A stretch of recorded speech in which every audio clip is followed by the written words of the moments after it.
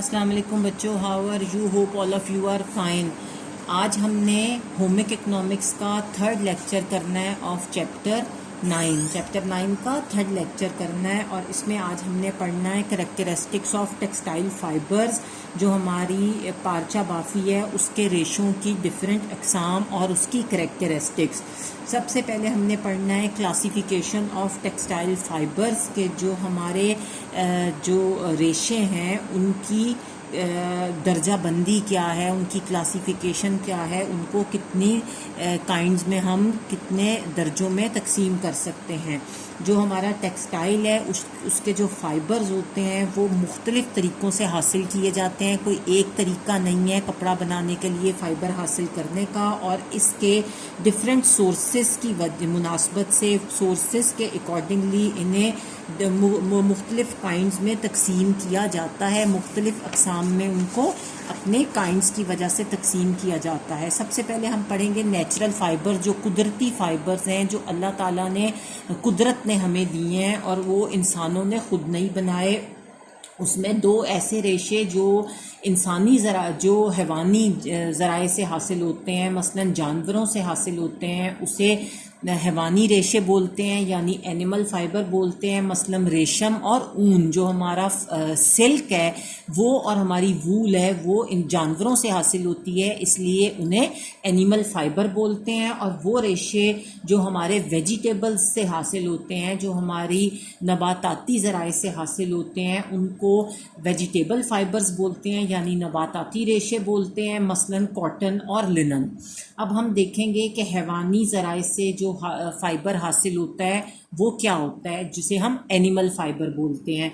हमारी ऊन जो है वो ऊन का जो फाइबर है वो ज़्यादातर शीप से हासिल होता है, भेड़ों से हासिल होता है, जिनको साल में एक दफ़ा उनकी ऊन उनके जिस्म से उनकी खाल उतारी जाती है और उसको इकट्ठा करने के बाद फिर फैक्ट्रीज़ में भेजा जाता है, और जहाँ पर डिफरेंट स्टेजेस के बाद धागा बनाया जाता है और उससे ऊनी कपड़ा बनता है। और हमारे पास अंगोरा और मुहेर जो है वो बेहतरीन भेड़ों की ऊन जो है वो कंसिडर की जाती है, बेहतरीन समझी जाती है, और इसलिए वो बहुत एक्सपेंसिव होती है, महंगी होती है। और भेड़ों के अलावा बिल्ली और खरगोश और ऊँट के जो बाल हैं उनसे भी धागा बनाते हैं, उनको भी धागा बनाने में इस्तेमाल करते हैं। उसके बाद है सिल्क जो है, सिल्क एक ख़ास किस्म के कीड़े से हासिल होता है, जिसको हम सिल्क वॉर्म कहते हैं, जिसे हम रेशम का कीड़ा कहते हैं। और ये कीड़ा शहतूत का जो दरख्त होता है, शहतूत जो फल होता है, उसके दरख्त की नरम कोंपलों में पाया जाता है, उसके दरख्त से हमें मिलता है। और जब ये कीड़ा 1 महीने का हो जाता है तो अपने इसके मुंह के नीचे 2 सुराख होते हैं, उन सुराखों से ये लेसदार जो होता है लुआब वो निकालता है, जो सिक्रीशंस निकालता है, और ये सिक्रीशंस जो होती हैं उनसे तार बनता चला जाता है, उनसे एक तार बनता है, और जिसको कीड़ा अपने अंदर खुद अपने गिर्द लपेटता जाता है, अपने गिर्द उसको बल देता जाता है। और जब खोल मुकम्मल हो जाता है तो कीड़ा उसके खोल के अंदर बंद हो जाता है, उस शेल्स के अंदर बंद हो जाता है, और ये खोल जो है एक कोकून की शक्ल में होता है। कोकून ये शक्ल होती है कोकून की। इसके अंदर, इस शेल के अंदर कीड़ा जो है, ये रेशम का कीड़ा अपने अंदर वो तार लपेटता जाता है जो अपने मुंह से उसके लुआब गिरता है, और उसके बाद इस कोकोन के अंदर वो बंद हो जाता है। और 2 हफ्तों के बाद जो कोकोन होती है उसको तेज़ धूप या बहुत गर्म पानी में डालते हैं, ताकि कीड़े जो हैं वो ख़त्म हो जाएं, तल्फ हो जाएं, वो डिस्ट्रॉय हो जाएं, और रेशम का तार जो है वो खोलकर निकाल लिया जाता है। और इस तार की जो लंबाई होती है, जो रेशम अपने गिर्द रेशम का कीड़ा लपेटता है, वो 800 से 1200 मीटर होती है। और ये रेशा जो है कुदरती रेशों में सबसे लंबा रेशा है, ये जो कुदरती जो नेचर के रेशे हैं उनमें सबसे लंबा रेशा जो है वो इसी कीड़े से हासिल होता है। और ऐसे 2-3 तारों को आपस में बल देकर धागा बनाया जाता है जो रेशमी कपड़ा बनाने में इस्तेमाल होता है। और आपको पता है रेशम से जो सिल्क वोम से जो रेशम हासिल होता है, कपड़ा हासिल होता है, वो बहुत एक्सपेंसिव होता है। उसके बाद वेजिटेबल फाइबर्स जो हैं उनसे हासिल करने वाले रेशे क्या करते हैं, क्या देते हैं हमें, उसमें हमें सबसे पहले कॉटन मिलती है।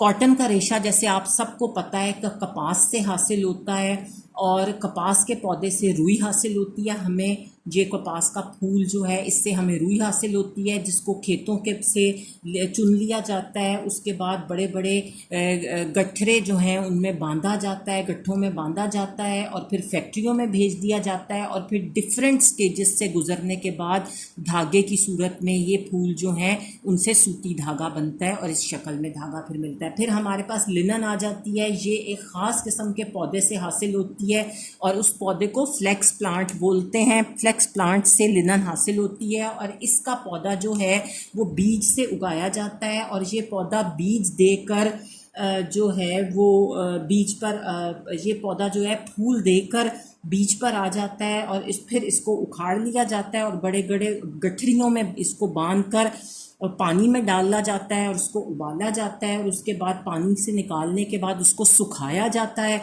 और उसके बाद ख़ास किस्म की मशीनों में डालकर इससे फ़ाइबर हासिल किया जाता है और जिससे बाद में हम इस लिनन का धागा बनाते हैं। उसके बाद इंसान, ये तो थे जो अल्लाह ताला ने, नेचर ने, कुदरत ने हमें फाइबर्स प्रोवाइड किए थे, रेशे प्रोवाइड किए। अब कुछ रेशे ऐसे होते हैं जो इंसान जो है वो ख़ुद बनाता है और वो केमिकल बेस्ड होते हैं, वो इंसान मसनूई तरीके से आर्टिफिशियली बनाए जाते हैं। और रेयॉन जो है वो एक किस्म का मसनूई रेशा है, एक किस्म का आर्टिफिशियल फ़ाइबर है जिसमें बनोले का रुआं जो है जिसे कॉटन लिंटर्स बोलते हैं वो इस्तेमाल होता है और ये 3 डिफरेंट तरीक़ों से बनता है। और इन 3 डिफरेंट तरीक़ों से बनता है इसलिए दर्ज झेल नामों से पहचाना जाता है और इसको हम 3 मुख्तलिफ नामों से पहचानते हैं। इस तरीके से जो रेशा बनता है उसमें पहला है एसीटेट, दूसरा है रेयॉन। विस्कोस आजकल बहुत कॉमन है और लोग सिल्क की जगह इसको पहनते हैं, मतलब सिल्क चूँकि बहुत एक्सपेंसिव होता है और ये ज़रा सस्ता होता है, चीपर होता है, इसलिए लोग इसे बहुत पहनते हैं। उसके बाद जो है रेयॉन क्यूप्राम्यूनियम है, ये भी ख़ुद जो मैन मेड फाइबर्स हैं, ख़ुद साख्ता जो इंसानी रेशे हैं उनसे ये तैयार होते हैं। उसके बाद हम पढ़ेंगे एसीटेट। एसीटेट जो है इसमें बनोले के रुएं के साथ एसीटेट मिलाया जाता है, ये बनोले का रुआं होता है, इसे हम बोलते हैं एसीटेट। जो है ये एसीटेट इसमें बनोले के रुएं के साथ एसीटेट को मिलाते हैं और जो मिलाते हैं जो राब जो मोलेसिस पर मुख्तलिफ अवामिल से हासिल किया जाता है। ये राब गन्ने से चीनी बनाने के दौरान हासिल होता है। और मोलेसिस क्या होते हैं, जब हम गन्ने को मशीनों में डालते हैं और उससे चीनी बनाते हैं या चीनी हासिल करते हैं तो उससे जो भूसा निकलता है उसे मोलासिस बोलते हैं। और जो ये एसीटेट है जो इसमें बनोले के रुएं के साथ हम इस एसीटेट को मिलाते हैं और जो मोलेसिस पर मुख्तलिफ तरीके से हम हासिल करते हैं इसको, और ये मोलेसिस जो हैं ये गन्ने से चीनी बनाने के दौरान हम हासिल करते हैं भूसा। उसके बाद रेयॉन विस्कोस है, इसमें भी ये बनूले का रुआं है, बनूले के रुएं के साथ लकड़ी का पल्प जो है, लकड़ी का गूदा, वो मिलाकर डिफरेंट स्टेजेस से गुजारा जाता है और उससे रेयॉन का तार जो है वो तैयार किया जाता है। उसके बाद रेयॉन क्यूप्रामोनियम है, इसमें भी बनोले के रुएं के साथ जो है एमोनिया मिलाया जाता है, पेरोक्साइड और एमोनिया मिलाया जाता है। कॉपर ऑक्साइड और एमोनिया को मिलाते हैं, लेकिन पहली किस्म में इसके साथ एसीटेट मिलाया जाता है जो मोलेसिस पर मुख्तलिफ अवामिल से हासिल किया जाता है। इन तीनों इकसाम में मुख्तलिफ केमिकल एलिमेंट्स से एक सॉल्यूशन बनाया जाता है और उससे इस सॉल्यूशन से ख़ास किस्म की इस सॉल्यूशन को ख़ास किस्म की मशीन से गुजार कर रेशा जो है वो हासिल किया जाता है जो रेयॉन बनाने में इस्तेमाल होता है। उसके बाद है कीमियाई रेशे जिन्हें हम केमिकल फाइबर कहते हैं। आपने पोलिएस्टर, ट्रालीन, डेक्रॉन और फेब्रॉन वगैरह का नाम हमने पीछे पढ़ा है। ये सब डिफरेंट कपड़ों के नाम हैं और ये वो कपड़े हैं जो मुकम्मल तौर पर केमिकली प्रोड्यूस होते हैं, केमिकल्स के साथ के डिफरेंट सॉल्यूशंस के साथ तैयार किए जाते हैं और इनकी खसूसियात जो हैं वो नेचुरल फाइबर से तैयार किए जाने वाले कपड़े से बिल्कुल डिफरेंट होती हैं। और ये मौजूदा दौर जो हमारा आज का दौर है, इसकी नई इजाद शुदा रेशे हैं, ये नए डिस्कवरीज़ हैं। ये बहुत पुराना, रेशम तो बहुत पुराना हमारे पास सोर्स है ना, रेशम तो बहुत पुराना कपड़ा है, लेकिन ये कंपैरेटिवली नई इजाद है। और कीमियाई अज्जा में चूँकि फ़र्क होता है, इसकी वजह से इसको 3 हिस्सों में तकसीम किया जाता है। सबसे पहले पोलिएस्टर है। पोलिएस्टर के जो रेशे हैं इनकी इजाद पुरानी है, लेकिन 1979 में इसको आईसीसी जो है, जो दुनिया की सबसे बड़ी कंपनी है फाइबर टेक्सटाइल का, जो दुनिया की सबसे बड़ी कंपनी है, उसने शेखुपुरा और कराची में नेशनल फाइबर्स के नाम से इसको इंट्रोड्यूस कराया और तैयार करवाया और बाद में इसका इस्तेमाल जो है वो कॉमन हो गया। लोग इसको कॉमनली यूज़ करने लगे पोलिएस्टर को। और इस रेशे की जो तैयारी है, इसमें 2 कीमियाई अज्जा हैं, जिससे जो 2 केमिकल जो हैं वो कंपोनेंट्स जो हैं वो इसमें शामिल है। एक प्योर टेराफिक है और दूसरा एथिलीन ग्लूकोल है, वो इस्तेमाल होते हैं। और इस रेशे से बने हुए कपड़े जो हैं वो फाइब्रॉन, डेक्रॉन और ट्रालीन जैसे मुख्तलिफ नामों से बाज़ार में आम तौर पर आपको मिल जाते हैं और हमने ये पीछे पढ़े भी थे।